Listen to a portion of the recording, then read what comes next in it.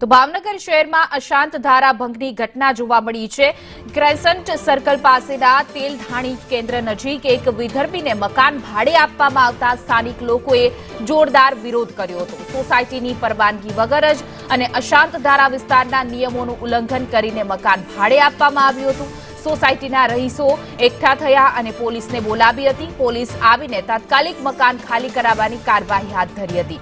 વિરોધ કરનારાઓમાં મોટી સંખ્યામાં સ્થાનિક મહિલાઓ જોડાઈ હતી। તો સોસાયટીના એક રહેવાસીએ જણાવ્યું હતું કે અમે અહીં શાંતિ અને સુરક્ષાની સાથે રહેવા ઈચ્છીએ છીએ, પરંતુ આવી રીતે નિયમોનું ઉલ્લંઘન કરીને કોઈને મકાન ભાડે આપવામાં આવે તો અમે તેનો વિરોધ કરીશું। પોલીસ હાલ આ બાબતે વધુ તપાસ કરી રહી છે અને જરૂરી કાયદાકીય પગલાં લેવાની પણ બાંહેધરી આપી છે।